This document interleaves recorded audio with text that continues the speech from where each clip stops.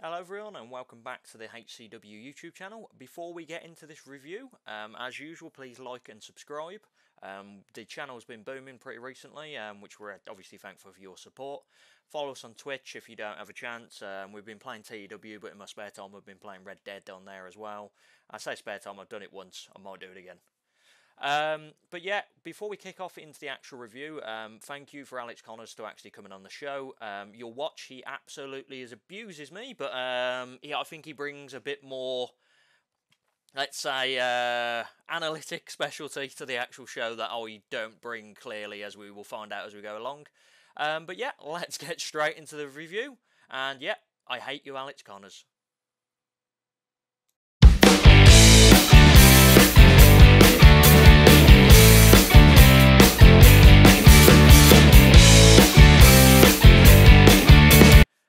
Hello everyone and welcome back to the HCW YouTube channel. Today is the UK Indy Spotlight and we're doing a review for Kamikaze Pro Live 30. And we've got a special guest on today. It's the Inquisitor, Alex Connors. How are you doing? Yes, I'm very well. Thank you very much. Me and my beautiful, breathtaking girlfriend live quite a minimalist lifestyle, so we can be a bit more fulfilling. So I've had to show up at a friend's house for this podcast.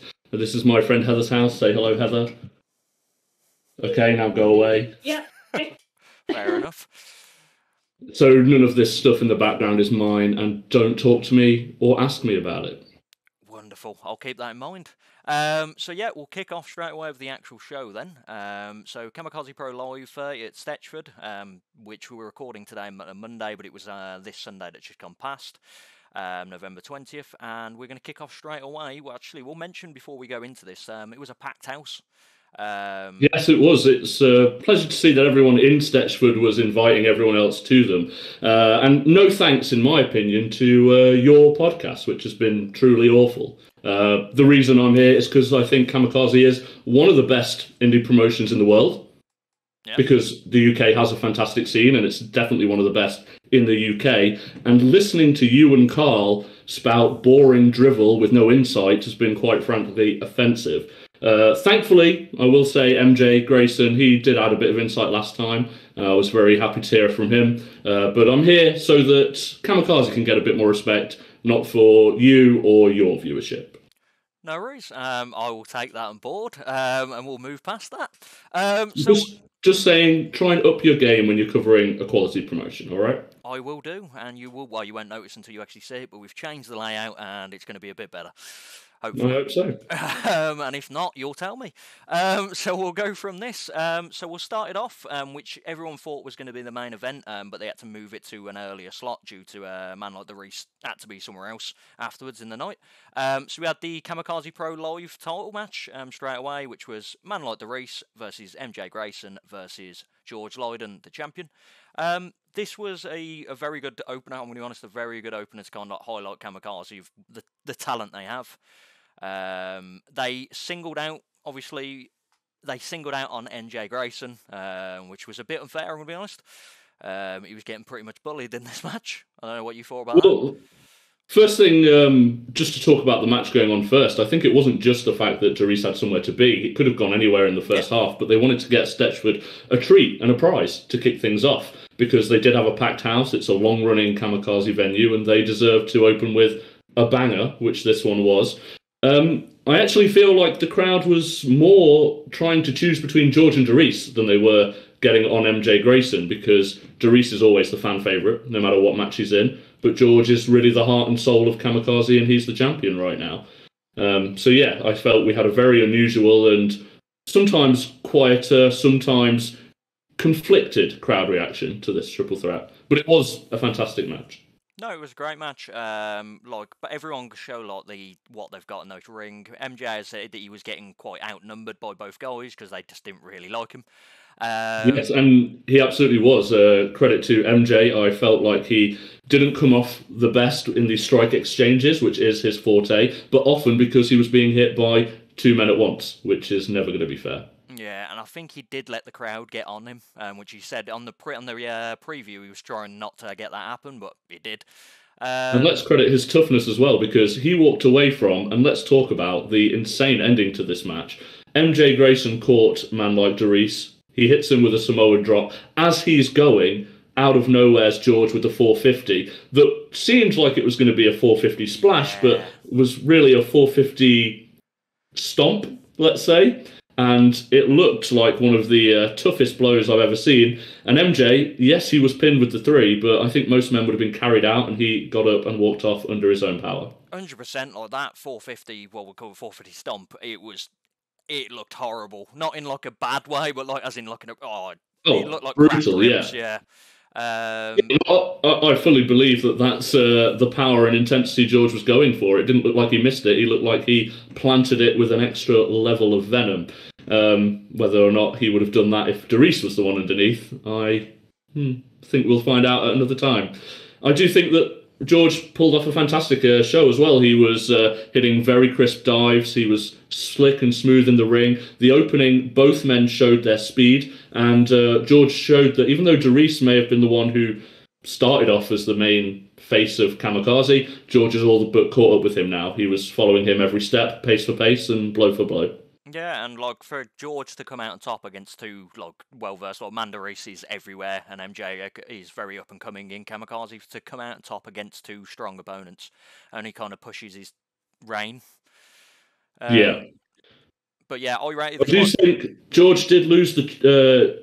MJ Grayson did lose the chop battle to George and Doris, which I think he'll be embarrassed because that's normally his strength. Yeah, but when you're getting 2 men, it's kind of like it's a bit rough. I've never seen MJ back down from an outnumbered fight, but he did get a lot of chops. Definitely. But overall, yeah, very good match. I rated 3 stars. Like, I really enjoyed the matchup. Good, strong opener to Kamikaze.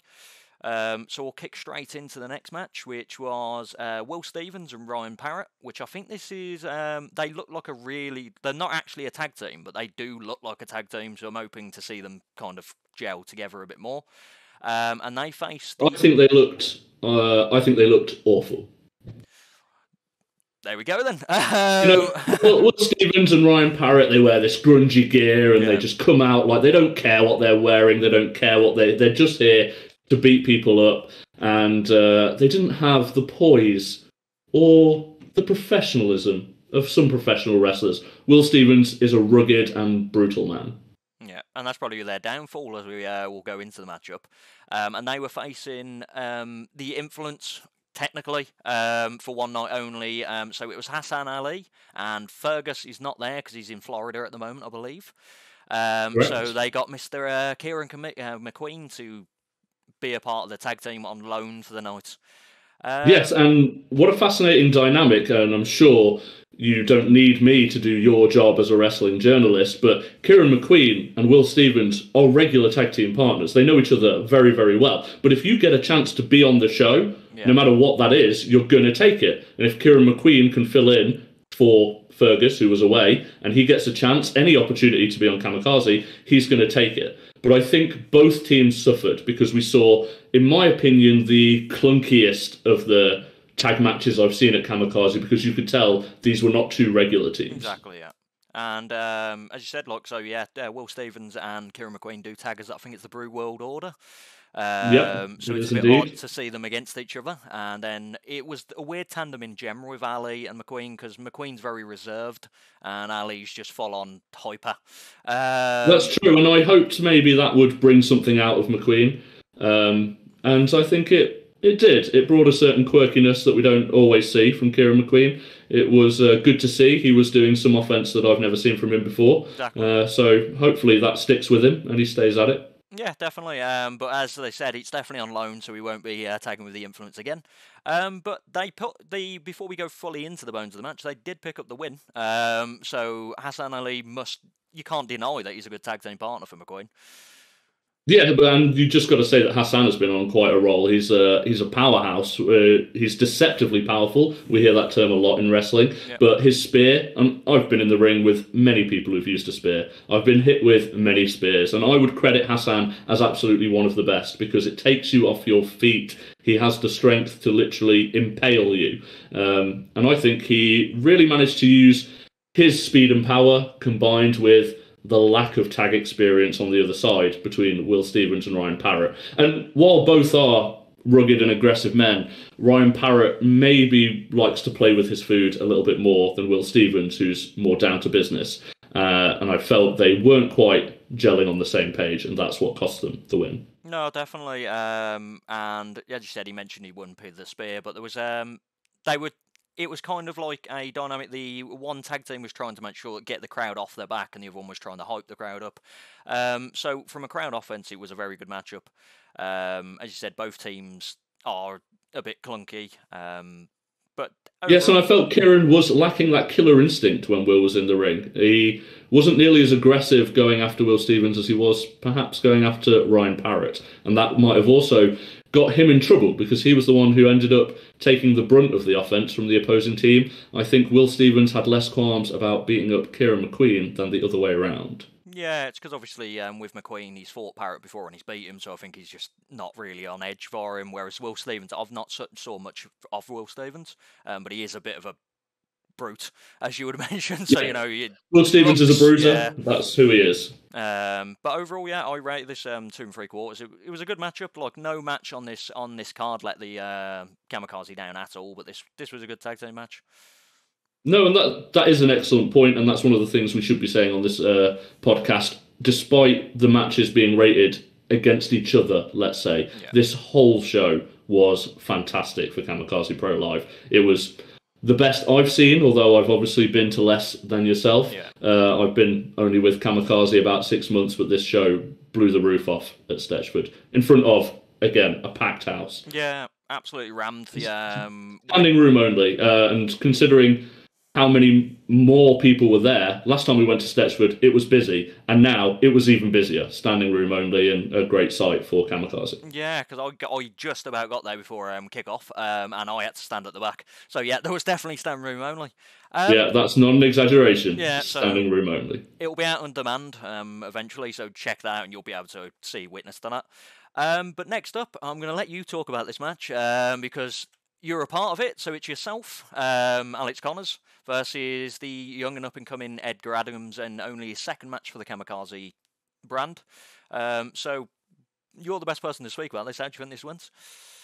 Yes, I'm a student of the game. I love to study match footage, and studying Edgar Adams did not take long. He has had one match, and that meant that he didn't have a wide array of moves for me to study, but it made me wary that I might come across a few surprises. Edgar Adams is full of enthusiasm and excitement and, very obviously, speed. Yeah. He is one of the fastest men I've ever seen in the wrestling ring. And he used that at the start to try and entertain the crowd and have a good time. And that's not what we're here to do. And that's why he ended up losing his match. Again. I will say that for someone who was in his second match only, an incredible performance. I couldn't have said that I or anyone I've seen in their second match deserves to be as good as Edgar Adams was. He's doing fantastic. But the reason why I wanted a match with Edgar Adams is when somebody is that good, that soon, they get a level of hubris and arrogance. And I want to make sure, even though he doesn't have it yet, that he never has that. And I did a lesson that I thought was more important than any lesson they teach at Kamikaze, and that's showing him that in the ring, all his potential and humour and games aren't going to get him his wins. And he needs to keep a level head, stay down to earth, and hopefully he'll remember that. Yeah, it was definitely pretty much like a veteran versus like a newcomer. You obviously, Edgar Adams at the moment, he's, as you said, the speed demon. So all he relies on speed, whereas you've got a bit more to your bow, as you say, to the bit more to the quiver. So you kind of overwhelmed him in the end, I'll be honest.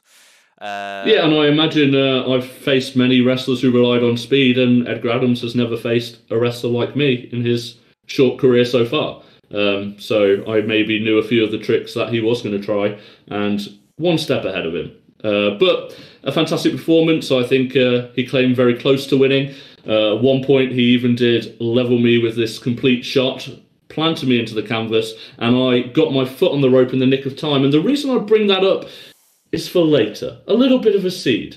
So if you get your foot on the ropes, the ref will see it, and they will not count a pinfall.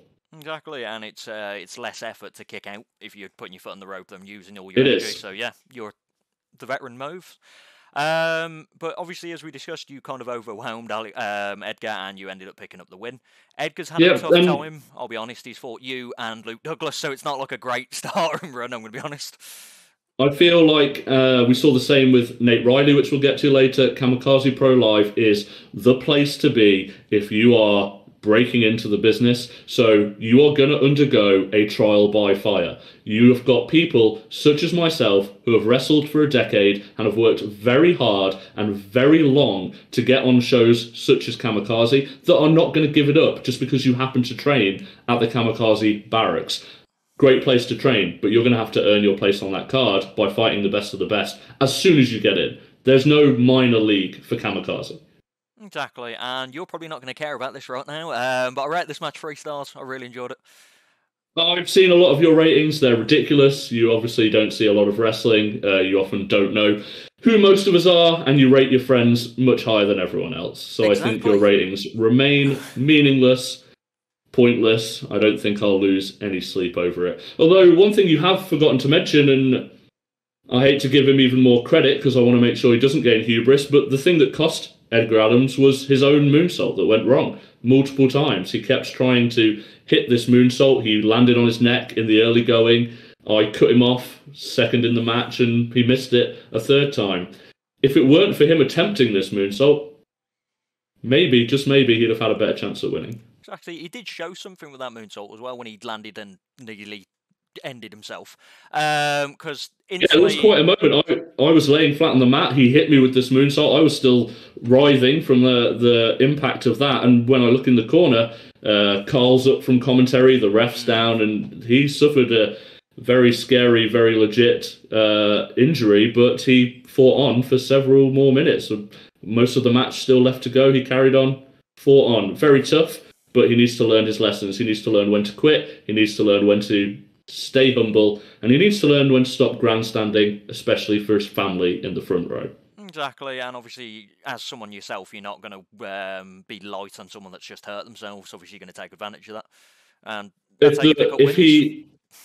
not on me. Yeah. That's not on me. That's on the referee. Yeah. If the referee stops the match, I win. If the referee doesn't stop the match, I will continue to win. That's not on me. I feel no guilt until the referee says it's over. No, honestly, that's where I feel like that should be the way. Obviously, if the ref hasn't stopped it or he doesn't want to stop it, you're not going to suddenly go, actually, I'm just not going to attack his neck. That's what you're going to attack. Exactly, and maybe for him, he needs to learn sometimes that it would have been better to stop it then and save yourself for another day. Will that neck be a problem in his next match? We'll see. And he's got such a young career, you don't want to get it ended within your second match. So... after that, we had the first half main event, which was a Chantel Jordan versus Samuel Hughes. So Sam has suddenly decided that he's not going to play by the rules anymore. He's saying it's not cheating if you don't get caught, but he did win against Hassan Ali previously by kicking him in the dick. And he was going straight up. He won. Basically, for doing that, he won a prize, which was facing Chantel Jordan, which is probably not the best next match to have. But this is very good. Obviously, Sam Hughes tried to steal my spotlight in my Kamikaze debut, and the fact that he's now turned to rule bending, I find to be abhorrent. I would never bend the rules. I'm a paragon of virtue every time I step into the ring. And I'm ashamed of Samuel Hughes, but he did a great performance in this match. He had Chantel well scouted. I don't think I've ever seen a one-on-one match between them before, but I did think that they've trained together for a long time, so Sam knew exactly what Chantel had coming, including stopping her dive with a European uppercut. And this was towards the stage. Not everyone may have seen it, but just as Chantel came through the ropes for her dive, Sam hit her right in the jaw with a European uppercut. It was well-timed, and before then, he'd avoided all those big, nasty kicks, but he didn't avoid them for the rest of the match, unfortunately for him. Yeah, he said on Twitter, which is probably not the best thing to do, that how he's going to win is to avoid the kicks, which for some reason people don't try and do, because Chantel's kicks are incredibly powerful. Yeah, and a very interesting strategy from Sam in the opening moments of this match. He slapped Chantel square in the face, in the corner, to fire her up, draw out the flurry of kicks that he scouted, and avoid them all. He didn't get caught for the first 5 minutes of this match, I would say, with a single kick. It wasn't until he got a little cocky. He was in control of the match. He wasn't taking full advantage of it, and that for me was his downfall. He often had this match in the palm of his hands, but instead of using it like I might to teach the crowd a sermon that they need to hear, or using it to stay on the offensive like an MJ Grayson and ground your opponent down, he didn't seem to do either of those things, and I think that's where he lost the advantage. Yeah, like he should have tried to go for the winner quicker than he did. I think he was just happy that he was trying to one-up Chantel.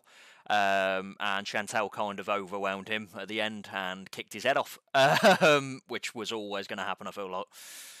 And the finish of this match brings me back to my earlier point. Sam Hughes, I believe his foot may have been under the rope, but it was not in the eye line of the referee. If he'd have got it up and onto the rope, it might have been. Sam Hughes believed he had a case that he should not have been pinned there. And by the letter of the law, he's right. He seems to take a page out of the lesson I taught him on my first night, and instead of whining and moaning about it, which is what I see from Sam Hughes far too often, he decided to go on the offensive and make a statement, and he beat down Chantel post-match. Yeah, and he hit her with a version of her basically her finish, which is like a dead eye. But she goes into a sitting position where he just nailed her into the head. I mean, you're obviously completely wrong because you're very bad at your job, and it's shameful because you've seen more from the crowd perspective than I have. In fact, what Sam does is he keeps the legs over the shoulders, which keeps the angle higher. Chantel normally tucks the legs in to the armpits. It's a bit more stable. It's harder to counter, but it's a lower drop. That's the difference between their two finishes. They both go to their knees, but Shan does it from under the arms, and Sam does it from over the shoulders. But yes, it's a very similar move. And yeah, I think it was a statement from Sam to hit her with a version of her own finisher. And to be fair, it's from Sam. Previous times, he would have just accepted he lost, and that was it, and then try and battle. But now he's going, you know what, even though I lost, I won the war, basically. Yeah, and sometimes when you go into a match, winning isn't the only goal. There's a lot of other goals to be achieved. When I went into my Kamikaze debut to make a name for myself, Sam tried to steal that away from me, but I feel like I still made a name for myself, and my goal was achieved. And I think Sam probably feels like he had a good day's work this Sunday, even if he didn't pick up the win, because he beat down one of Kamikaze's best and left her laying in the ring. Yeah, and that's what people are going to remember. Although what I will remember is Chantel kicking Sam for the 100th time and him just screaming "stop" on his knees, which I actually did enjoy quite a lot. Fair enough, I accept that. His voice just screaming "stop, please stop," and Shan, I don't think she had any intention of stopping. Well, especially because, the first thing he does in the match is slap her in the face. That was an error. And the crowd obviously thought that was an error, and we later learned it was an error, but it was a calculated move by Sam. It wasn't just to taunt her, it was to rile her up and get her to throw those kicks early. And for half the match, that was a successful tactic, but later it came back to haunt him. No, definitely. But yeah, honestly, this was my favourite match of the night. It was Sam's, I'd say, is one of his best matches I've seen, and Chantel just always great in the ring. Ridiculous and terrible decision of yours. Sam should have capitalised early. Chantel has had much more incredible opponents than Sam. But despite my disagreeing with yours, I do think that this was a whole new version of Sam that I quite look forward to seeing him get even better at when he's on top, and he will become a threat that he never could have been when he was pandering to the crowd before. Chantel, we always know, is a threat, but I don't think in the past we'd have viewed Sam on that level, and he did make that statement tonight, and the match was fantastic. Of course, wasn't as good as mine, it wasn't as good as most of them. Just the guy you've had on your show 4 times gets another few stars. No surprises to any of the rest of us. And that's how I work. Let's move on. So, second off, we kicked off with Lucia Lee versus Gaia Hoax. He was from Taiwan, I believe. He was announced from. He's wrestled for it's that Simmers promotion. I can't remember. OWE. Yeah, I knew as a wrestling journalist you'll have done your research, and I'm very impressed to see you even manage to know that he was from Taiwan, which is more than I expected of you. Yes, Gaia has been around the world, and he's faced Seema and Takamichinoku and some of the best. especially the people from OWE or from Dragon Gate. He has really mixed it up with those guys for a long time, and he's actually decided to move to the UK and do a tour of the UK for 6 months to get a new range of experiences and a new range of skills. And I was very impressed by him. Incredible debut for Kamikaze, even if he is really on loan from the East. Yeah, very. This was my first time seeing him, but co-host DP saw him at Coliseum and really raved about his matchup. And this was Lucia coming back after she missed the last show. Lucia. So before it kicked off the match, she wanted to have a word with Simon Hill, due to that he called him a villain, called Lucia a villain, and she wasn't having it. Yes, I think wherever Simon has seen Lucia in the past, she maybe has not been on the crowd side, but Lucia views Kamikaze as a home promotion. Yeah. I've known Lucia her entire career. She is one of my closest and best friends in the business, and I know that Kamikaze really saved her from a darker time when she wasn't feeling like she was going to make it anywhere, and now she's everywhere. She's on Rev Pro, she's up and down the country, she wrestles for the best and brightest here in the UK. She views Kamikaze as that life-saving force, and she really respects the Kamikaze crowd, despite what she might think of crowds in other promotions.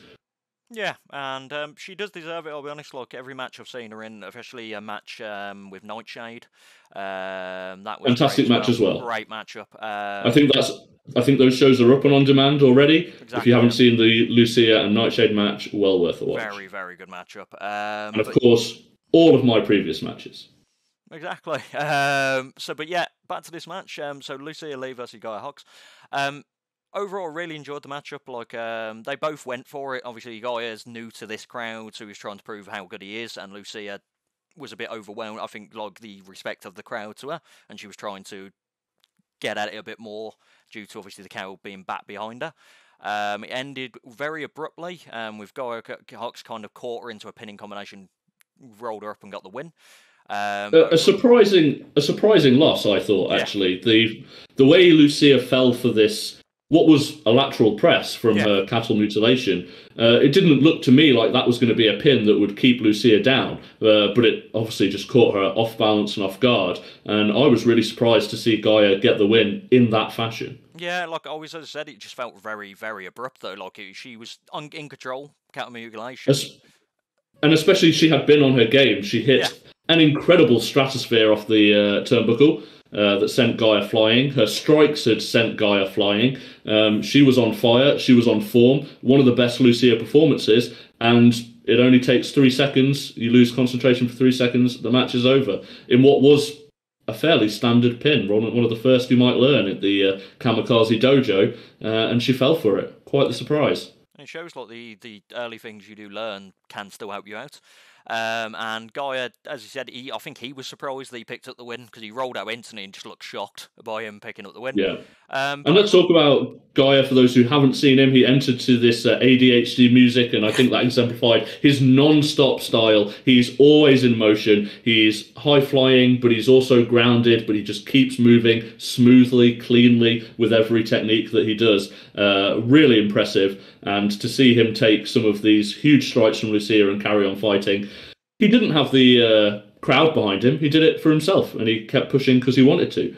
He didn't resort to anything underhanded. He just knew that he was there for his own gain, and he had a fantastic performance. He definitely did, and I'm hoping to see him again at Kamikaze because he was a highlight of the show. But overall, we had very, very good matchup. Lucia obviously sadly got the loss, and Gaia picked up the win, but that should obviously help him instead with Kamikaze. And Lucia Lee, she'll bounce back from this. She always does. Yeah, I think it might light something of a fire in front of the Kamikaze fans, especially because she gave such a heartfelt speech beforehand. It must have been endlessly frustrating to have that heartfelt speech turn into a loss. So, although I'm sure she'll bounce back wherever she goes, I think the next time we see her in a Kamikaze ring, she'll have an extra light. Exactly, and I'm hoping, obviously, this pushes her on a bit more. And as I said, I want to see Gaia back again, because great performance for your debut for a new company, and to pick up the win definitely put him good stead with Kamikaze. So going from a guy, obviously he was debuting, but he's been around for a while, to a gentleman that was debuting for the first time in any company, Nate Riley from the dojo. So they're classing this as Kamikaze Dojo 2.0. So he's the second one since Edgar, and he was facing Luke Douglas, who it is known now that he's pretty much the new trainer for Kamikaze, that he trains the younger guys. So this was pretty much. And you want to briefly tell that sad story about how you tried to be a wrestler and failed? You always bring it up. How you weren't good enough. Bring that up to the main event. That's normally what I do. I see. Yeah. You know, I like to make the show about me. But yeah, so exactly. You always say, "Oh, I could have teamed with Luke Douglas if I'd have just stuck it out, but I just wasn't good enough. I didn't have enough heart. I didn't have enough soul. I wasn't strong enough. I flunked out really early because I don't have the passion for pro wrestling that I seem like I should have." Is that what you were going to say? I can't deny it. I'm going to be honest. Like, I can't deny what you're saying, but this is not about me. This is about Luke Douglas versus Nate Riley. Yeah. So this was obviously teacher versus trainer. Luke Douglas, like we always thought he was going to win this match because obviously he's the veteran in this style of match. But Nate Riley did show a good showing for himself. But he got battered. I'm going to be honest by Luke in the end. There's some videos online on Twitter of the chop that he delivered to Nate, which was insanely loud. Like, I could see the handprint on Nate's back. That's how far it looked like it went through him. An extra benefit for Luke Douglas that he wrestled Edgar Adams in his debut match. So a preparation almost for Douglas to know that this is the kind of thing to expect from these guys who are coming out of the Dojo 2.0 at Kamikaze. Yeah, and it's kind of like, as the sentiment goes, he's taught them everything they know, but he's not taught them everything he knows, and that was always, he's going to always overwhelm the dojo guys. So Nate was very high-flying. He tried to put the offense to Luke, but he was going to the well too much with his high-flying offense, and he did get caught in the end with a super kick in midair, and he was out cold straight after that. And before we get there, let's talk about the Luke Douglas has an incredible maneuver. He's a fantastic wrestler, Luke Douglas, and he has an incredible maneuver, this double underhook, spin out, slams them down, and I've seen it put everyone away in my brief time here. Nate Riley kicked out of that first. Nate Riley kicked out of that move before he went back for the springboard that I think might be a bit of a bugbear for Nate Riley going forwards. The springboard has cost him several times.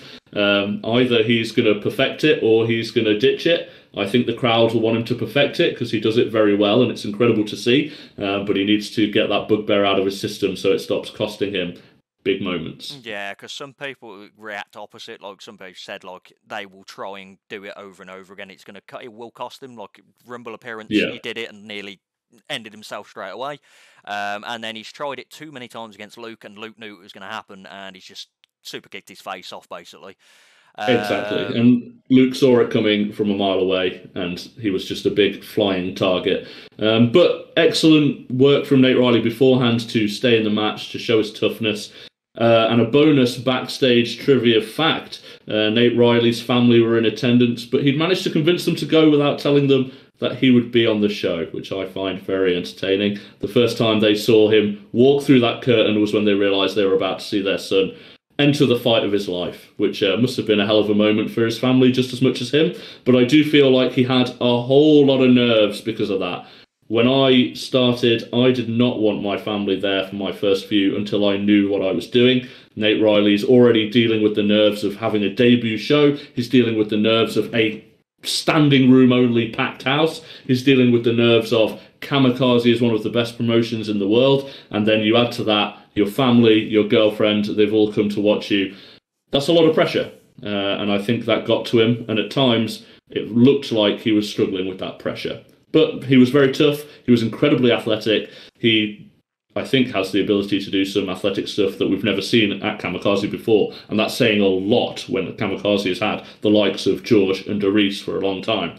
So I'm very excited to see what he'll do in the future. Unfortunately, as much as you do love to wax lyrical and adore Luke Douglas, I think he's going a little bit soft on these new guys. He likes to hug them at the end. He's obviously been through this journey with them. He likes to build them up at the end and raise their hand so that they've had a stellar performance. And despite Luke Douglas being absolutely amazing in the ring from bell to bell, when the bell went, I would not have done that, Luke Douglas. I think you've got to teach these students their place. You think he's getting a bit soft with them, like he's losing his killer instinct at the end, you think?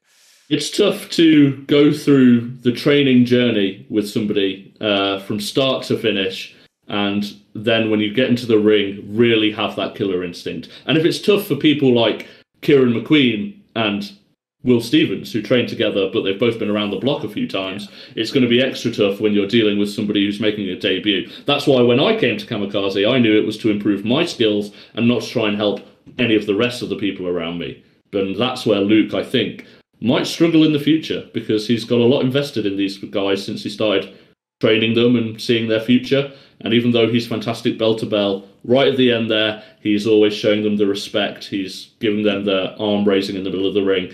And I'm sure it warms their heart, but that's not what they need. They need a tough upbringing, because wrestling is tough. Yeah, and it could be any future people he faces. If they come from the dojo, they probably think he's not going to go as strong against them, and taking from the reaction. So I can see where you're coming from. But overall, although as much as that's my worry, I'm sure Nate probably thought that, and he certainly didn't go easy on Nate. So maybe Luke Douglas knows how to compartmentalise, because I'm sure Nate thought, well, he's not going to level me with some of these super kicks and sick chops, but he was rougher with Nate than I think he's ever been with anyone in there. Yeah, definitely. Like, the Edgar match, he was tough against Edgar, but like against Nate, he kind of kicked the crap out of him, I'm going to be honest. Yeah. But Nate, very good. Same as Edgar, he's got a very good future. Yeah. And you obviously incorrectly rated it higher than my match, even though Edgar had a fantastic performance and Nate got his nose ground into the dirt for 5 straight minutes. But because he's your friend, my friend, okay. Yeah. Oh, you had a quarter of a star on for friendship, Yeah, got it. Yeah, I thought that was the case. You got mounts from the Bucks, and it's me and Luke. That's what it is. Yeah. We're all fickle. So we'll move on. Again, despite the beatdown, it was an incredible match. Let's not undersell Nate, because not only did he tough it out, he did have a lot of high-flying offense. He had a lot of offense that took the people's breath away in the crowd. And even though Edgar Adams, brand new, he managed to get everyone behind him with his sheer enthusiasm, I think Nate was very nervous, and he actually didn't get people behind him until they saw him in the ring. And then they saw him in the ring, and he was really incredible. He's got a gymnastic background. He moves better than most. And I think the crowd were excited to see what he's got next, not just me and you. Yeah, and the Kamikaze fans are excited just to see new people come out from the dojo, because no one's really let anyone down when they've come through the dojo. Look at people like Chantal, man like the race. It's a fantastic school. Exactly. But one that you dropped out of. Flunked. Let's go with flunked. I would say failed miserably. Yeah.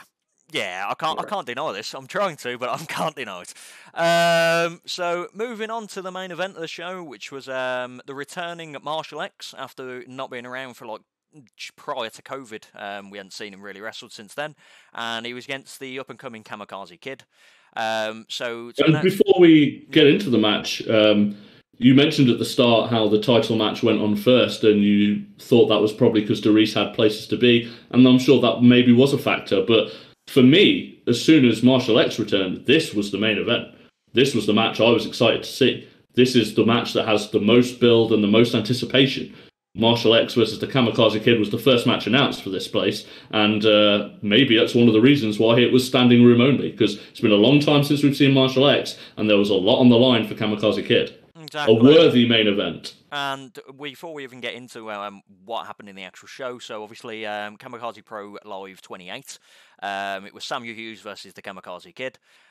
This is where Marshall X came in, absolutely obliterated both of them, choked out Samuel Hughes, dropped the Kamikaze Kid, and then to add insult to injury, so before COVID, Marshall was kind of like the fans actually were on his side. He was having a bit of a rough time, but you got the fans behind him. So he's came back and he's demasked the Kamikaze Kid on the first show he's back. So ultimate disrespect for any mass wrestler. let's immediately, while we still have it fresh in our memory, bring back our point about Luke Douglas. Marshall X is a trainer of the Kamikaze Kid and has been since he started at age 9. Yeah. What a journey. But Marshall X knew that for the Kamikaze Kid to reach that next level, he couldn't go easy on him. He had to go hard on him. And the reason he targeted the Kamikaze Kid, the reason he attacked the Kamikaze Kid, and the reason he had this match with the Kamikaze Kid was to push him to the next level through tough love, not through clapping or patting his back or raising his hand. Yeah, and at one point, like, 'cause obviously Kamikaze Pro 29 as well, Marshall attacked Kamikaze Kid again, and it wasn't even that he wanted a match at one point. Basically, Carl had to ask him, is he back or not, and he was still struggling if he wanted to wrestle, and then he suddenly decided, actually, yeah, I'll take him, and this is what led to this match. And already important lessons learned for the Kamikaze Kid. Marshall X continues to be a great teacher by telling Kamikaze Kid, be on your guard at all times. Just because the bell's gone doesn't mean somebody else isn't coming up behind you. Yeah, and that's probably what Samuel Hughes has learnt as well. You know, because the bell's gone, you can still make a statement. Exactly. So Marshall X wasn't even in matches, and he was the whole lot of both shows for that statement. Yeah, I mean, very interesting for Samuel Hughes. He wrestled me, and I attacked him after the bell to make sure he realised his place, trying to steal my spotlight in my debut. And then he wrestled the Kamikaze Kid, and Marshall X attacked him afterwards. And that's something that he realised was effective. And I appreciate that about Sam Hughes, even if I don't appreciate him trying to steal my spotlight. Exactly, and he's learnt, and that's what makes a good wrestler. He's learnt what to do, and that's what he did to one of the biggest wrestlers in Kamikaze, of Chantel. Yep, he's only going to get better. So yeah, Marshall X versus Kamikaze Kid, as you mentioned. Marshall is a trainer at the dojo as well, and he's been training the Kamikaze Kid since he's 9. So this was a big matchup for both of them. First Marshall X match in 2 years or so, more plus. And obviously Kamikaze Kid has been on a roll recently. He challenged for the title previous, and this was a big match for him. And Marshall X's body of work is what brought me to the Kamikaze Dojo. Luke Douglas has been fantastic, but he takes on these 2.0 trainees. Marshall X is the person maybe who the experienced wrestlers go to and learn from, and that's the reason I showed up, because he's been fantastic for a very long time, and it seemed like that would be an insurmountable challenge for the Kamikaze Kid, but there were a lot of times in this match where I believed that he was about to surmount it.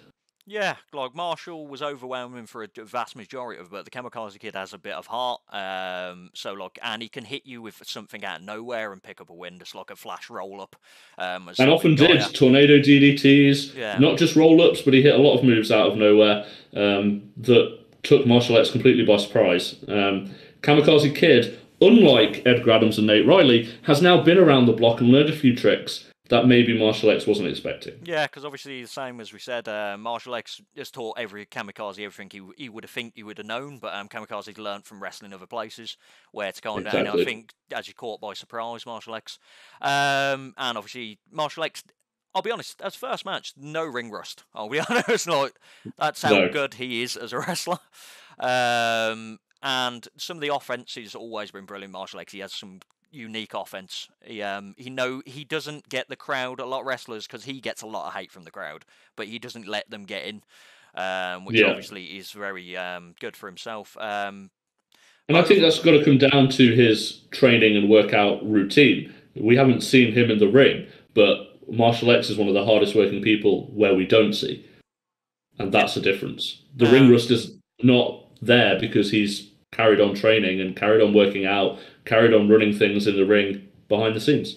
Yeah, and as you would know from being in the going to the dojo, like he doesn't take it easy on the trainees, the warm ups and everything like that. He makes you work for it, and that's what's probably why you failed. I set myself up there, didn't I? I mean, we have said how incredible the dojo is. It's not for the weak of heart. Make sure you've got cardio. There's a lot of stuff you can do outside of a wrestling ring if you want to start pro wrestling. Cardio, gym. Make sure you're ready, because the dojo will take it out of you. Yeah, and that's what's sufficed for Kamikaze Kid being what he is now. Close fought contest at some stages. Marshall was overwhelmed, but as you said, like Kamikaze Kid, at some points you thought he was going to pick up the win with some like high offense dives, etc., like that. But in the end, Marshall X's experience, even though he's not been in the ring for 2 years, kind of won out the day. Well, I actually will disagree with you. I don't think it was the experience factor specifically. I actually believe that the reason Marshall X came away with the win is that he brings an element to the game that most people at Kamikaze don't. And that was this MMA style ground game that most people, the Kamikaze Kid, wrestles. Doesn't have that level of MMA experience and talent. So it's not just the fact that he's a good pro wrestler. It's the fact that Marshall X knows a bit of MMA on the ground game that I think Kamikaze Kid has not really come across most times. Yeah, Marshall and that's why he put him away. Yeah, and he has, like, as you saying, we brought up to yourself, he's got a lot of quivers to his bow. And overall, Marshall X, he did pick up the win, which I expected him to, but it is what it is with it. But he did us the same as you would say with Luke and Nate. Straight afterwards, he kind of did like a heartwarming thing about the Kamikaze Kid. So he discussed. But this was a completely different level because this wasn't his first match. This wasn't his. He's shown up. Well done for making it in the building. This was. The Kamikaze Kid has been through hell this year against Marshall X attacks, but also he's been through hell and back, travelling the country, learning. He's a lot older than 9 now. He's been through this for a long time. And when he did what I would think would be one of the most memorable moments in Kamikaze history, one moment that will be a pivotal moment in Kamikaze history, and demasked the Kamikaze Kid, out of respect. Yeah. That's not because Marshall X was a pushover. That's because he beat the hell out of Kamikaze Kid until he genuinely deserved it. Exactly, because as you said, like normally when a wrestler get demasked, originally when he dismasked him at Kamikaze Live 28, that was disrespect. Whereas now he's got the respect from Marshall X, and now we know that Kamikaze Kid will be going from now on as just Brandon Jordan. Which is an incredible feat. And he's Kamikaze, Brandon. He's got an incredible future ahead. But overall, like, great matchup. The show was incredible. And this topped off just a great night, and the Stetcher fans loved it. Yeah, this was a fantastic match, but you could tell it was a serious match. The crowd were quite invested on their edge of their seat, and as much as they wanted to cheer, they also felt quite worried, I think, at times for the Kamikaze Kid. And let's not skim over that we have seen an unmasked Brandon Jordan now. Marshall X realised it was time to let him be his own man. We know Brandon Jordan, younger brother of Chantel, a Kamikaze star already, so he's got that heritage. We know that Brandon Jordan is now going to be carving out his own path. And that's a path that I think we all look forward to seeing, but it's something that's a complete unknown. We don't know who Brandon Jordan is. We don't know how much of the Kamikaze Kid that had been drilled into him since he was 9 was the Kamikaze Kid, and how much of it, once that mask is off, is Brandon Jordan. And I will point this out right at the end for most people who didn't notice, and I'm sure that's yourself because you're bad at your job. When Kamikaze Kid was unmasked and that mask was in the ring, I thought maybe we'd see a symbolic moving of that mask to the centre of the ring and leaving it there like a pair of boots for the end. Yeah. Kamikaze Kid kicked that mask out of the ring to the floor to say, I don't want anything to do with that. I'm now Brandon Jordan. And for the past few years, he has embodied Kamikaze, and that's why he's been the Kamikaze Kid. He's done it fantastically well with huge heart, great skill. But we do not expect the same things from Brandon Jordan that we expected from Kamikaze Kid. Yeah, because he's been carrying, obviously, the Kamikaze name. He's been carrying it, and now he's doing it more for himself, I feel like, going forward, which will... it can only add to his career. The Kamikaze Kid is a embodiment of everything that Kamikaze stands for. But now, Brandon Jordan is just an embodiment of whatever Brandon Jordan stands for. And why we might have some expectations, we don't actually know.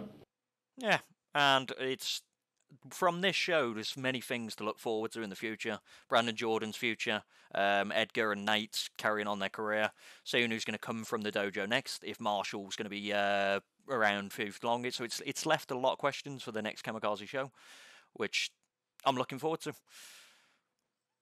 Yes, and hopefully your review and preview of that show will be much better than it has been. Although Well done to MJ Grayson on the previous preview. Yep, you've both brought up the level of the show, I'm going to be honest. So I'll be honest with you, rate.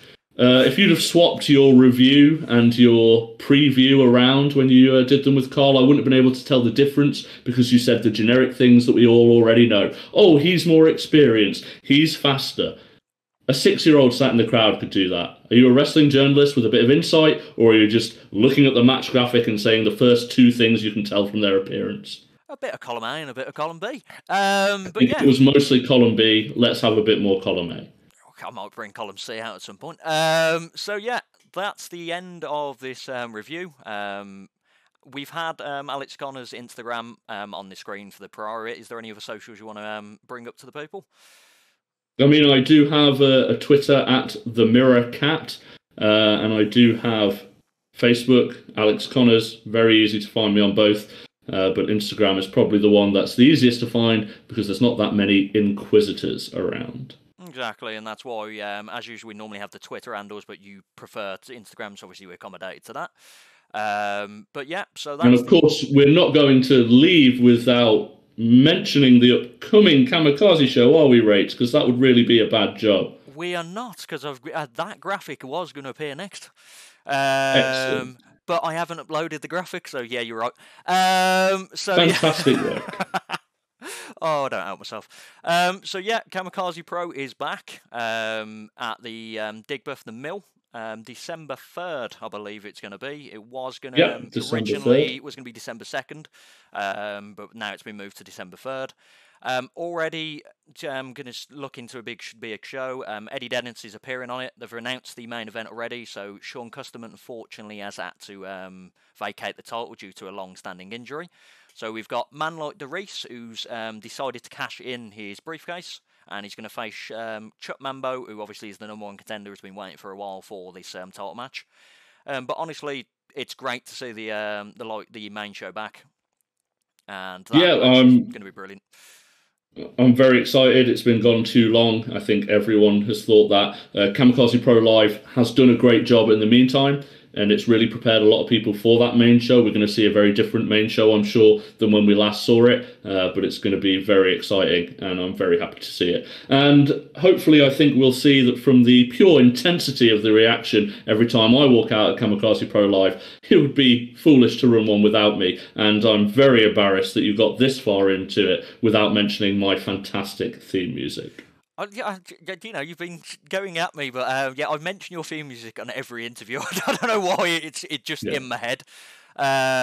You do have the best theme music in Kamikaze. Like, I can't deny it. So now I've butted you up. I'm going to try and end this before you give me any more grief.